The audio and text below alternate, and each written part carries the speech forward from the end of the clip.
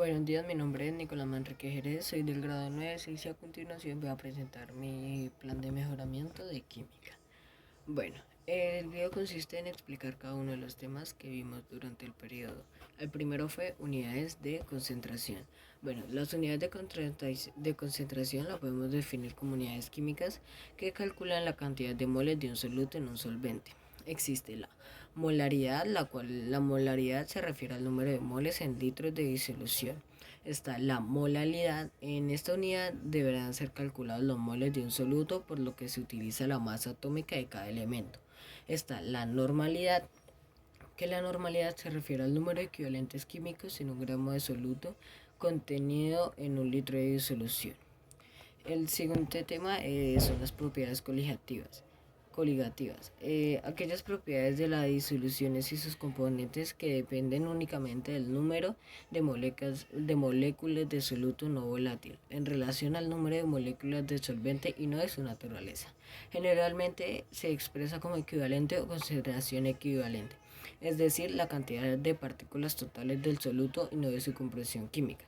Existen 4 propiedades coligativas: el descenso crioscópico, el ascenso ebullioscópico, la presión osmótica y el descenso de la presión del vapor. El descenso crioscópico es una de las propiedades coligativas, es decir, la magnitud del descenso. Depende de la relación entre el número de las partículas de soluto y las del disolvente. Por lo tanto, para un disolvente determinado, muy frecuente, el agua solo depende del número de partículas de soluto disuelto y no de su naturaleza. Cualquier soluto a igual molaridad produce el mismo efecto. El aumento ebullioscópico, también conocido como ascenso ebullioscópico, el aumento del punto de ebullición que experimenta un solvente puro al formar una solución con un soluto determinado. El agua con sal hierve a mayor temperatura que el agua sin sal. Este es el más conocido ejemplo del ascenso ebullioscópico. La magnitud de la elevación del punto de ebullición se obtiene al calcular la diferencia entre la temperatura de ebullición de la solución y la del solvente.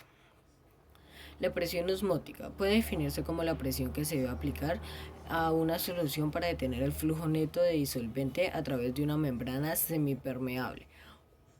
Primero, la presión osmotática es una de las 4 propiedades coligativas de las soluciones. Depende del número de partículas en disolución sin importar su naturaleza. Se trata de una de las características principales a tener en cuenta en las relaciones de los líquidos que constituyen el medio interno de los seres vivos, ya que la manera plasmática regula la entrada y salida del soluto al medio extracelular que lo rodea, ejerciendo como barrera de control. La presión del vapor es un disolvente desciende cuando se le añade un soluto no volátil. Este efecto es el resultado de 2 factores: la disminución del número de moléculas del disolvente en la superficie. Continuamos con el tercer tema, el cual es el coloide. Bueno, ¿qué es un coloide? Los coloides son sistemas o suspensiones. Son un tipo de mezcla generalmente compuesta por una fase fluida o continua y otra dispersa, en partículas muy pequeñas y muy finas, con un diámetro entre 10-9 y 10-5 metros, que no pueden verse a simple vista.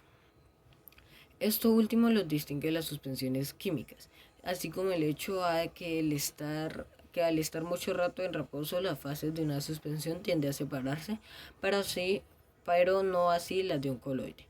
Tipos de coloide: está el coloide líquido, cual forman aerosoles líquidos como la nieve, la bruma o la nieblina. Coloides sólidos forman aerosoles sólidos como el humo de un incendio, el polvo en el aire o la ceniza volcánica en la atmósfera. Coloides del gas en líquido forman espumas como la de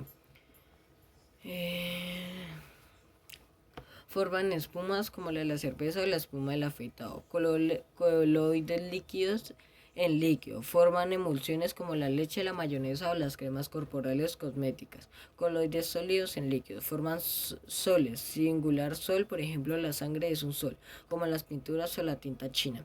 Coloides gas en sólido forman espumas sólidas como el merengue o los aerosoles o la piedra pómez. Coloides líquidos en sólido forman geles como la gelatina, el queso o la gomilona. Coloides sólidos en sólido forman soles sólidos como los cristales de rubí. Características de los coloides. Los coloides son sistemas no homogéneos en los que existe una diferencia importante entre el tamaño de las fases. Los coloides no son filtrables, o sea, no pueden separarse sus fases mecánicamente.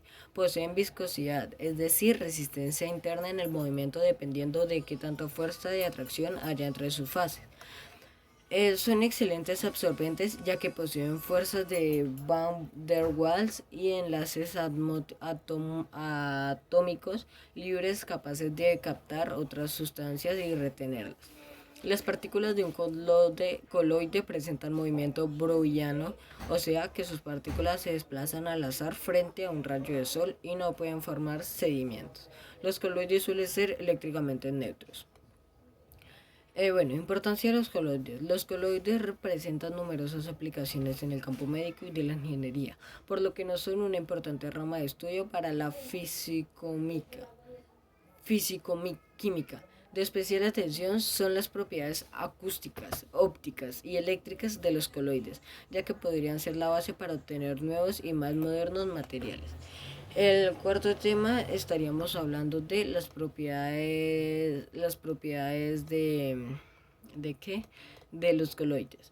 La primera es la absorción. Por su tamaño, las partículas coloides tienen una relación área-masa extremadamente grande. Por ello, son excelentes materiales absorbentes. En la superficie de las partículas existen fuerzas de Van der Waals e incluso enlaces interatómicos que al estar insatisfechos pueden atraer y retener átomos.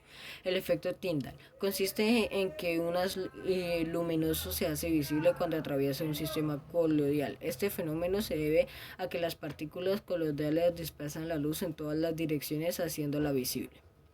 Movimiento browniano. El movimiento es un movimiento desordenado de dichas partículas coloidales es debido al bombardeo o choque con las moléculas del medio dispersante y en ejemplos citados sería por la molécula presente en el aire. El electroforesis consiste en la migración de partículas coloides cargadas dentro de un campo eléctrico. Como señalamos oportunamente, las partículas coloides absorben iones en superficie cargadas positivas o negativamente. La diálisis se define como el movimiento de iones y moléculas pequeñas a través de una membrana porosa, llamada membrana dialéctica o dialescente, pero no moléculas grandes o partículas coloidales. Muchas gracias.